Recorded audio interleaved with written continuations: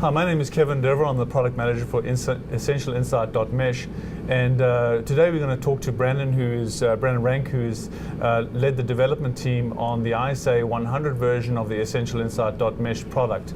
And we're going to talk a bit about what the design capabilities and how it communicates, and some of the thought that went behind it from the engineers from Bently Nevada. Welcome, Brandon. Thank you. Looking at this product here, it's now that we finished and it's been a long haul to get this done and completed.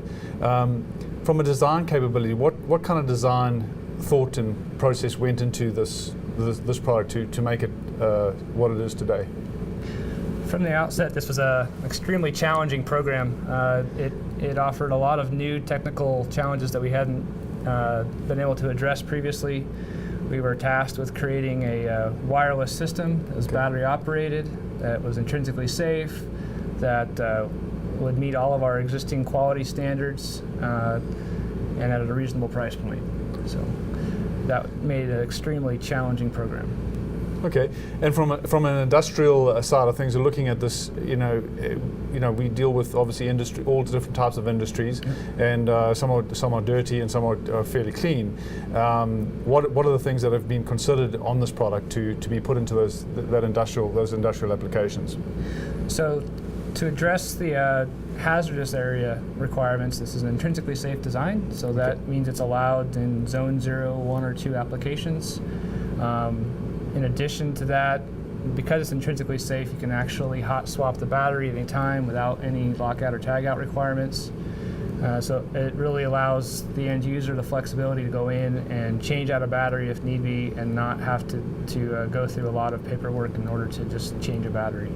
Okay, so ultimately you walk into the field, and if you need to change it, no hot work permits, take it out, and it's been certified to be able to do that. Correct. Which is a huge saving instead of shutting a facility down on scheduled maintenance. And what is the battery life? How often would you expect that? Typical battery life is around 3 years, but the actual battery life depends heavily on the configuration that the end user chooses. And by configuration, I'm specifically referring to the data collection interval. The WSIM is a very configurable device. It allows the end user to set many parameters such as filter corners, waveform parameters such as number of lines and things like that. But from a battery life standpoint, probably the single biggest thing to consider is how often do you want to collect that data. We can support data collection rates down to 5 minutes, or as infrequently as once a day. Okay. If you choose the 5-minute interval, it will have a dramatic impact on battery life. But under typical applications where a 2 to 4 hour data collection interval is used, you can expect 3 years battery life. Okay, and you can do dynamic and static data, correct? Correct. The system allows you to set up your static data interval, as I referred to, of down to 15 minutes. Dynamic data collection is limited to once per day, and that's just because of the sheer volume of data associated with collecting a waveform and sending it back to System 1. It takes a lot of time. Yeah, because we had Billy Gilkerson and he came out with similar figures, and that it is customizable. It's not locked into from the system. Can be System 1. It can be customized. So from we call it scanning balance of plant, where we take a set amount of readings, and it's not real time. I'm assuming that what it does is once it finds an issue or there's an error, the software will alert you in System 1 when there's a high vibration or high temperature, whatever parameter you've set on that. Correct. So the user can set up alarm thresholds based on their own criteria, and once that threshold is exceeded, the software will alarm, and at that point the user can actually decide to investigate further using the data on demand feature that's built into the system. And what that allows is, rather than wait for the next scheduled data collection interval, the user can actually request a data collection event right now. Okay, we have the stainless steel item here. What does this actually do? Because it looks fairly robust and Well, this was in line with our desire to make this a very robust system for industrial applications. This is a stainless steel base. It's intended to mount on unistrut or other readily accessible equipment within the plant. And then the WSIM itself simply snaps in, and there's a set screw to hold it in place. The idea behind this is that if a battery replacement is required, it makes it simple for the user to go out into the field, disconnect it,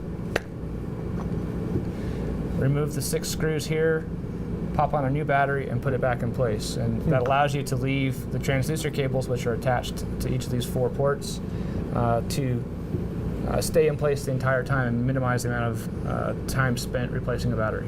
So the design with the cables coming out to the accelerometers is that this could be located far away from the actual motor if needed. It doesn't have to be vertical, it could be at horizontal, and you could run the accelerometers to the location of the bearing and actually bring the data back into this. And then from this standpoint, it's meshed to other items like the repeater we have here. Yep. That goes through to a gateway, correct? Correct. And this gateway we're showing today is the Yokogawa gateway. Could you tell us a bit more about that? So the Yokogawa gateway is part of the ISA100 standard. It is designed to operate with any device that's compatible with the ISA100 standard, and the WSIM, or the Essential Insight platform, is ISA compliant.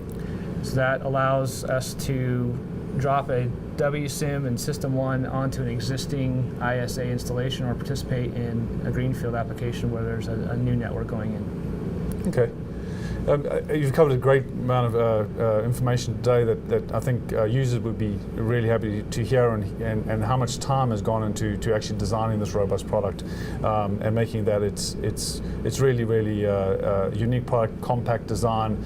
I know it's epoxy filled, and we've covered some of those things off to get the standards up for the hazardous areas. But I want to thank you for coming in today and actually sitting down and discussing a bit more about the design capabilities of this product. And we look forward to seeing you out in the field and having salespeople call on you and talk to you a bit more about the Essential Insight.mesh product, the ISA100 version. Thanks, Brandon, for coming in. Really appreciate it.